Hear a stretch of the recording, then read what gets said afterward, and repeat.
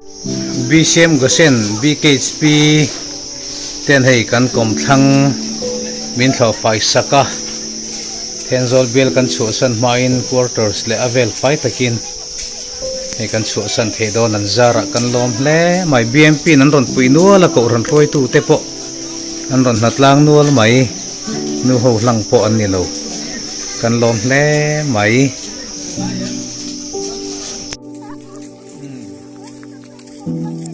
kan ti thale ang kan ti suala wangin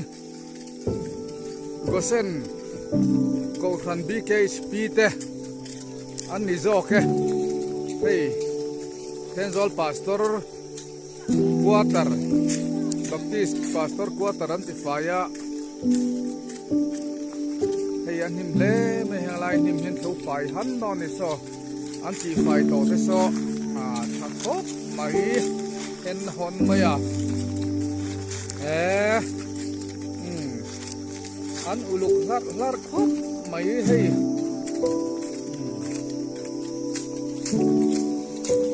an ti zo fire hian trong khia lo ki pui kan tha ka alam ngal thiang helai hian khulai velami khu jon thom mai nak an ko khamani mer rio mai kan zoom dewang a khu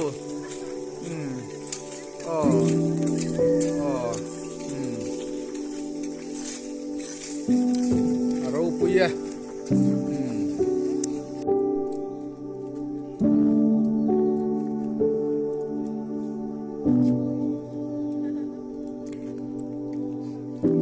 kan BMP vice president po hi bika hoi min chuan tum ni om tak ania tinge mani do ne kan chan palang ti om le mai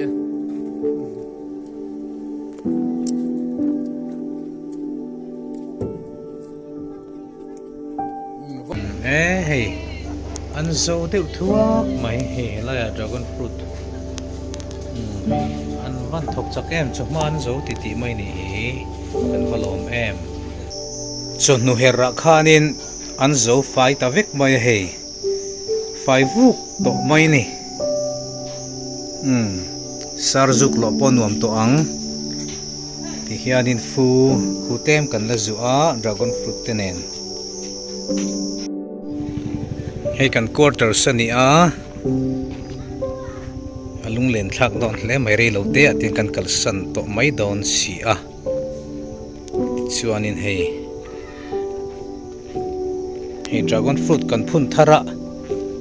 ala om tur ten an laron ei tuam mang chu no pangpak kan siama he lui zo to ni helai pi pu te helai samar hat te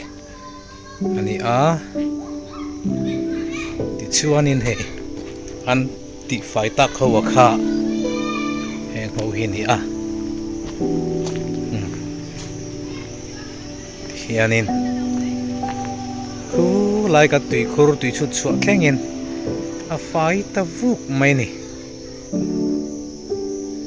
kan lom tak zetani hei sang ni som pakua ka design ania pangpar khoina na nu bertana heti te hianin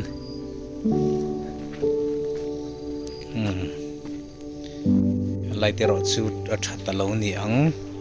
i far kung ro chu alian man lo le mai kum thum chawania hian hei kan biak in ania biak in kan nai em maya kara hian van tlang kong sa hun sak ani a ko ram vek biak in nen hian ani zau em mai biak in nunga hian in hei ram ngo te kan neya thing mun tum khat pe chu ram aran lutani kho chung sia hian biak in nunga hian ram ngo nuam tak kan neya heng hi long tlai lama kan pheisan do na